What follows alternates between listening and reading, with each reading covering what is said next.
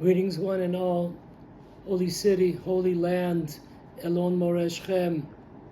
I wanted to say tomorrow morning, our faithful cameraman, Elchanan Gilboa, is going into the army with his yeshiva students, and give him a round of applause here.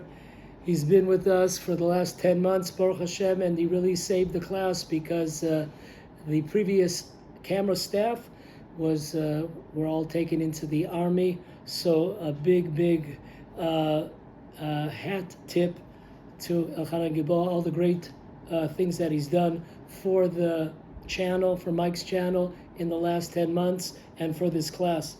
A big thank you. Okay, I have 15 minutes to go because he has to go and he's going to the army tomorrow, so we're going to let this roll. Title of the class, Closing In on Mashiach. Okay, if we look at our situation here, we are on the second day of the month of Av, 5784. It looks tremendously bleak. Our backs are up against the wall. We're being threatened every single day. We don't know what's going to happen any single minute. We're in a terrible time of the year. The 9 days, the 3 weeks, not a good time for the Jewish people. Do we have any rays of hope? Of course there is. And I thank God for giving me this insight. It's an amazing thing. It just came to me in the last 2 days. So here we go. Let's give it all we got. Number one, we know from many sources, from many books, that there is a connection to the regular Torah cycle that we read during the year, the 54 portions that we read, and the holidays or the landmarks on the Jewish calendar. Such a milestone is the 3 weeks. This period, 3 weeks, we always read the same 3 portions, Matot, Mas'eh, and Dvarim. 89% of the time we also read Pinhas. Okay, now comes the Shlah. On his commentary on the Tractate of Tanit, page 597. Tells us an amazing idea here. Why do we read these 3 portions during the 3 weeks? There has to be a connection, and there is. We see here, number 1, vengeance against the nations of the world. 2, the giving out, the handing out different shares in the land of Israel. Number 3, the work that we did in the temple and the tabernacle. These 3 foundations, vengeance against the nations of the world, the tribes receiving their share in the land of Israel, and the temple service. This is to get us to understand, to wake up, to get excited that these 22 days have the potential to turn around and be the greatest of times. Amazing. These 22 days are similar to the 22 days between Rosh Hashanah and Simchat Torah. They have the same potential if we utilize it. That's what we're here for. Okay, so in the portion that we read 2 days ago, Matot, Numbers, chapter 31, verse 6, based on the Talmud, Tractate Sota 43, side A. Why was Pinchas chosen to go and take revenge against the Midianites who were involved in having the Jewish people sin with the daughters of Moab? They were instrumental in bringing the Jewish people to sin. 24,000 Jews were paid the price because of this sin.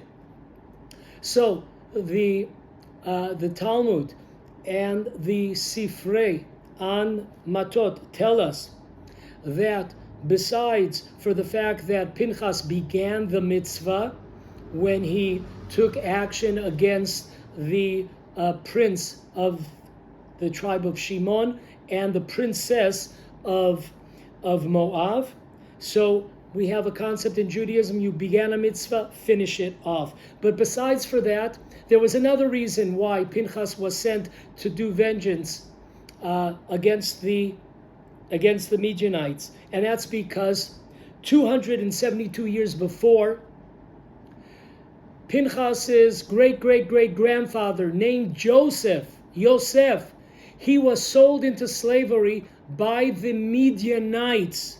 This is an amazing idea here. What in the world is going on? Something that happened 272 years ago. Now we're going to finish off business. We're going to take vengeance. It's over with. 272 years ago. No, we do not forget what was done to the Jewish people. But more to the point, why is that? Why do we connect? Why do we connect the sending of Pinchas by Moses to do vengeance against Midian? We connect it to what happened to Joseph 272 years before that. We Because as we will see later, the source, but right now I'm just saying the detail. As we will see, the idea here is that because of the fact that the Midianites sold Joseph into slavery into Egypt, this was the source, the foundation that brought upon all the exiles for the Jewish people and the destruction of both temples. Listen to that once again. This act of the Midianites selling Joseph into slavery into Egypt was the source of all the Jewish tragedies throughout history. Therefore, they're connected to last week's Parsha portion, and it's connected to the 3 weeks, which is a time of tragedies. Okay, now, an amazing statement that we're told in Tanchuma Vayigash, chapter 9. Whatever was perpetrated against Joseph was perpetrated against Zion. We are in the 3 weeks when we remember the destruction of Zion. So, anything and everything that happened to Joseph happened to Zion. So we see a tremendous connection that our sages connect Pinchas and Joseph, Pinchas going out to avenge what was done to his great-great-grandfather Joseph 272 years ago, and the connection to the 3-week mourning period for Zion, because whatever happens to Joseph, if we're able to avenge what happened to Joseph during this period of time, that is a sign of vengeance against the nations of the world, just as the Shla pointed out if we look at these 3 portions that are during the 3 weeks. Okay, now it gets even deeper. Let's look into the family history. If we look in Genesis 25, verse 1, we see that Abraham, after Sarah passed away, he got married to a woman named Keturah. And Keturah had 6 children. Two of them were named Medan and Midian. So they are 2 brothers. They are descendants of Abraham. In fact, according to Maimonides, an amazing idea, Maimonides writes in his Code of Jewish Law that the family of Keturah, descendants of Abraham, are obligated to do a circumcision. Amazing. They're obligated. So now, this is family. We are family. Remember that song? Yes. So, what happens? This is a 1-2 punch. 10 brothers sell Joseph down into slavery. They sell their brother down the tubes, down the drain. And what happens? The second punch comes by. The Midianites come by and they sell Joseph. Instead of love and compassion, understanding that we are family, no love, no compassion, they sell Joseph into the worst possible situation, to the worst possible people, Potiphar, Potiphar and his wife, and to the worst, at that time, the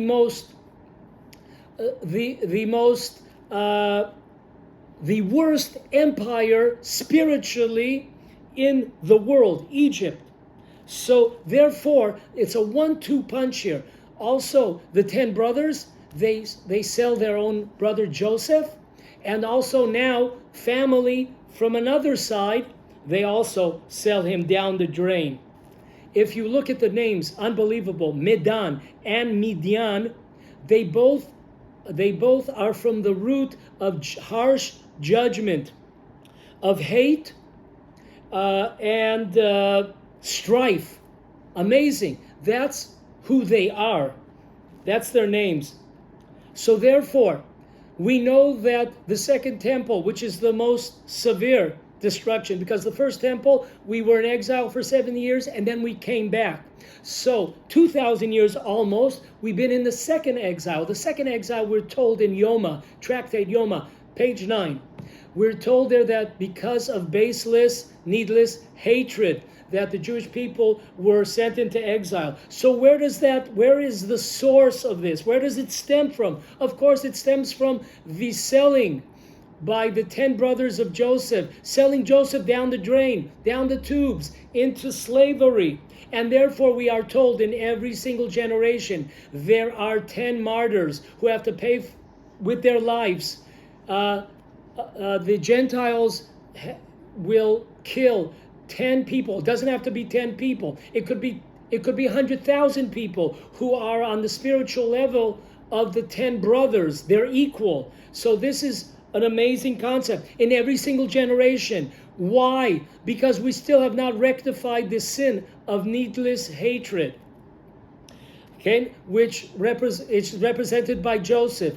Also represented by Joseph. We still have not rectified the love of the land of Israel. We are told by the sages in this week's portion of Devarim, we are told there the reason why Joseph was buried in the land of Israel and Moses not, because Joseph always identified as being from the land of Israel. Moshe kept quiet when the daughters of Yitro said an Egyptian has saved us. He should have stopped them and say, I'm not an Egyptian, I'm from the land of Israel. And therefore, he did not merit to be buried in Eretz Yisrael. So during this time of the year, we are trying to rectify and to fix these two sins, needless, baseless hatred, and number 2, lack of love and dedication to the land of Israel. But folks, if you think that, wow, this is big time, you haven't heard anything yet. Comes in the great Satmar Rebbe, Rabbi Yoel Teitelbaum, in his book, Divrei Yoel, on the portion of Matot on pages 302 and 308. Listen to this. Put on a seatbelt. You're going to need it. He says the following. He says, I've noticed an amazing observation. These are the words of the Satmar Rebbe. I've noticed an amazing observation. The war against Midian, spearheaded by Pinhas, was the beginning of the final future redemption. Once again, amazing stuff. What we're reading during the 3 weeks, what Pinhas did. And he remembered what was done to his great-great-great-grandfather 272 years before. This was the beginning of the final redemption. Think about that. We're talking about 3,500 years ago. This was the beginning of the final redemption that will, as the years pass, as the millennia pass, we are closer and closer till our times, amazing times that we're in. And he says the following. We know that Pinhas is called Elijah the prophet. And we know that the job of Elijah the prophet is to bring on the final redemption. This is amazing, to bring on the final redemption. This is what we're reading during the 3 weeks, a light of hope, of redemption that we see in these portions that we're reading. Not only that, the Torah tells us in last week's portion that Pinchas takes the trumpets and he sounds the truah. That reminds us of Rosh Hashanah when we blow the shofar in order to confuse the forces of evil, because the forces of evil, when they see before them a chance of redemption, they do everything in their power to stop the coming of the final redemption, because their job is over. Once the final redemption here, they're out of business. They're on the unemployment statistics. So this is an amazing thing. So therefore, he takes the trumpets to make the truah sound in order to try to ward off forces, spiritual forces that are trying to stop the final redemption. That's why he goes out, when he goes out against Midian. An amazing point. So the shofar will be sounded by Elijah, who is Pinchas, in the final redemption. So this, what we read about 2 days ago, is the beginning of the final redemption. This revenge against Midian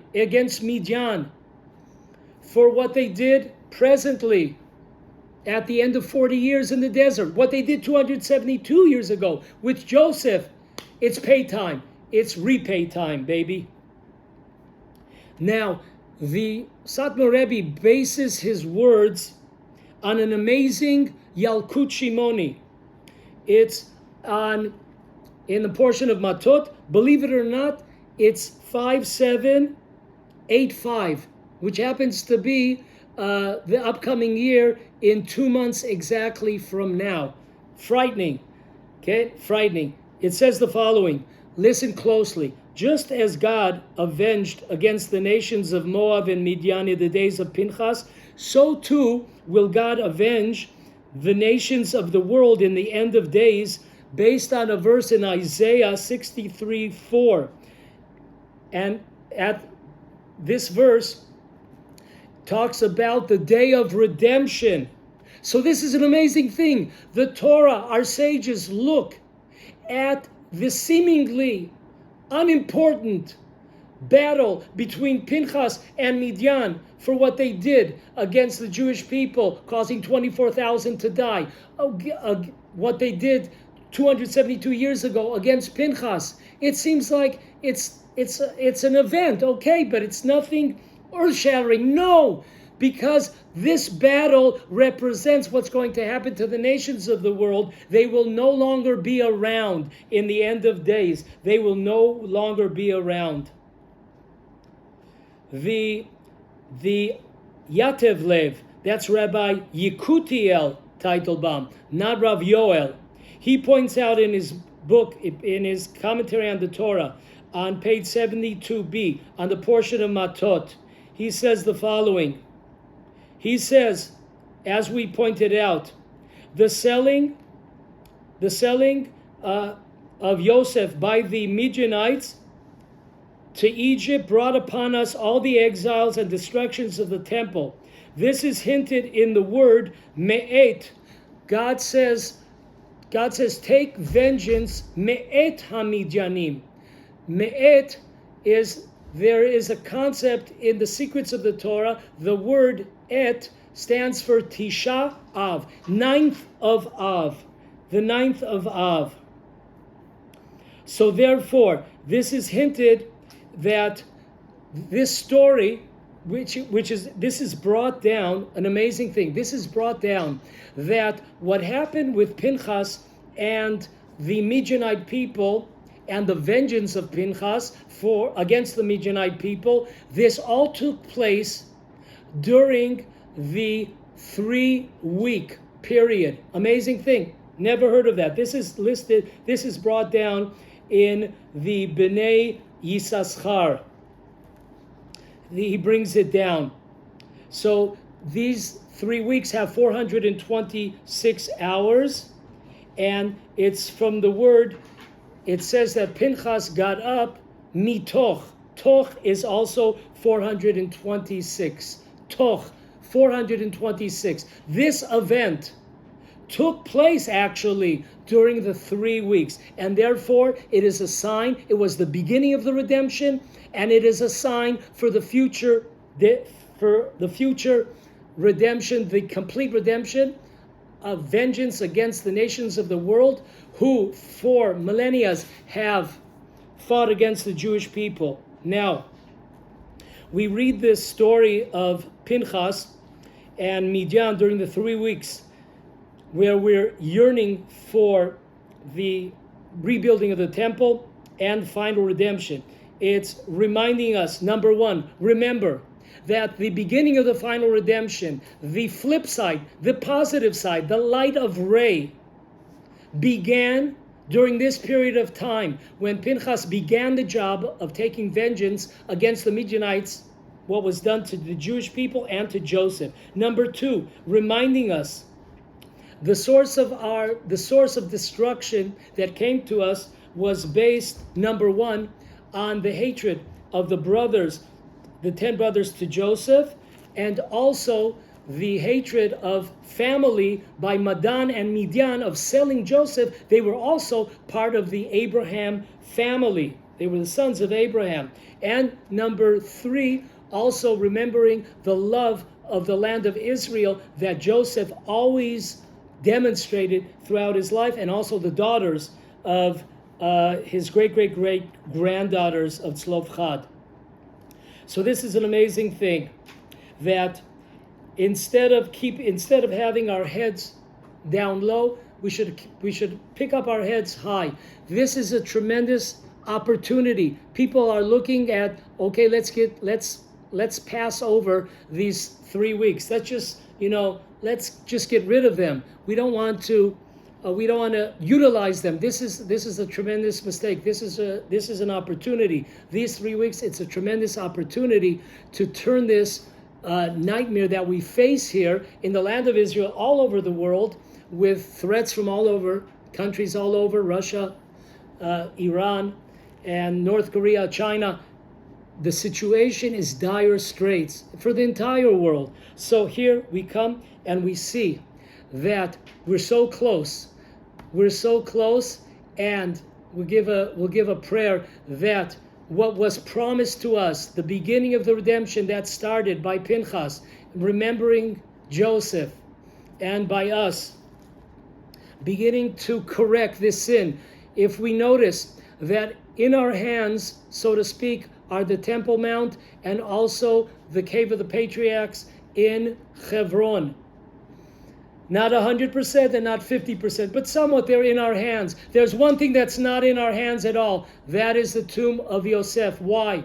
Because we still have a plague of selling our brothers down the drain. That's what happened right before October 7th. We saw over and over again Jews being sold down the drain. Brothers, we see now soldiers being arrested for guarding these Nazi soldiers. We see settlements being torn down yesterday. This hatred, this baseless hatred against fellow Jews. In Tel Aviv yesterday, a decision, no public prayers during the holidays for the Jewish people. You have to be a Muslim to get a prayer, to have a public prayer. No public prayers. We're not even talking about having some kind of separation between men and women. No prayers. We are continuing this disease of needless hatred. Therefore, we lost Kever Yosef 24 years ago. It's time that we regain. It's time to believe, and to believe that we are so close. We have the opportunity now to turn these days of sorrow, of tragedy, into days of redemption. And may we see vengeance and redemption for the Jewish people and against all enemies of the Jewish people. Amen.